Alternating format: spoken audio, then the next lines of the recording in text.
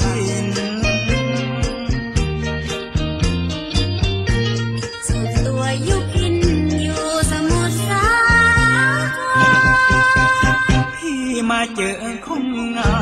มคนงามมาเที่ยวดาวพะนองนับว่าเป็นบุญของน้องมาพบพี่ที่ทักน้องก่อนอยากไปอยู่จังที่สมุทรสาคร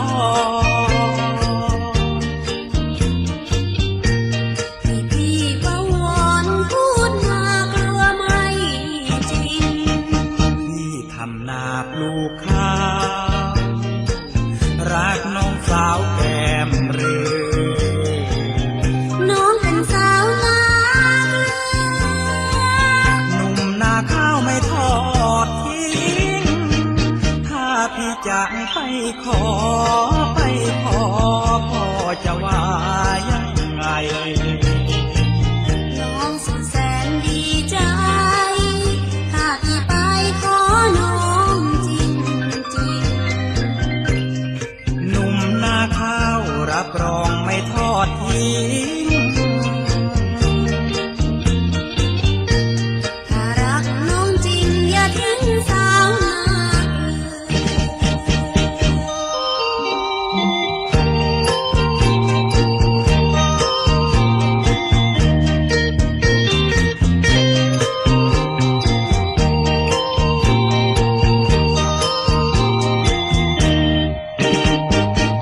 พี่ทำนาปลูกข้าวรักน้องสาวแก้มเรือน้องเป็นสาวนาหนุ่มนาข้าวไม่ทอดทิ้งถ้าพี่จะไปขอพ่อจะว่ายังไงน้องสุดแสนดีใจถ้าพี่ไปขอน้องจริง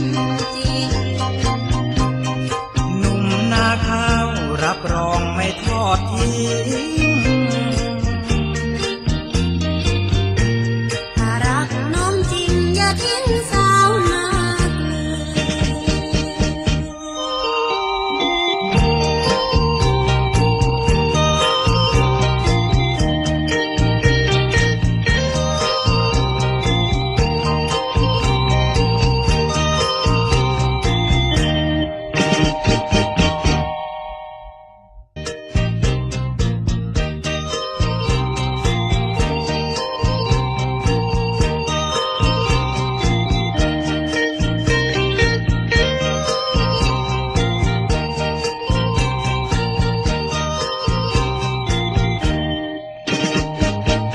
บ้านของพี่ทำนา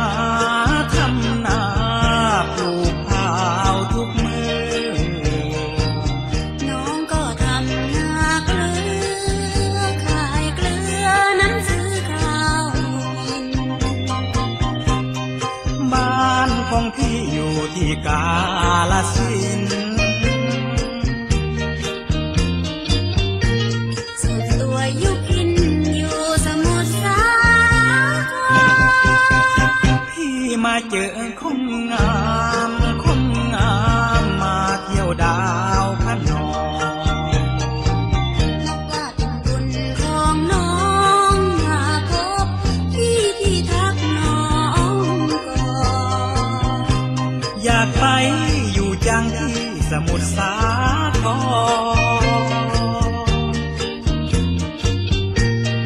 พี่ว่าวอนพูดมากลัวไม่จริงพี่ทำนาปลูกข้าวรักน้องสาวแก้มเรือน้องเป็นสาวนาหนุ่มนาข้าวไม่ทอดทิ้งถ้าพี่จะไปขอพ่อจะว่ายังไงน้องสุดแสนดีใจถ้าพี่ไปขอน้องจริงหนุ่มนาข้าวรับรองไม่ทอดทิ้ง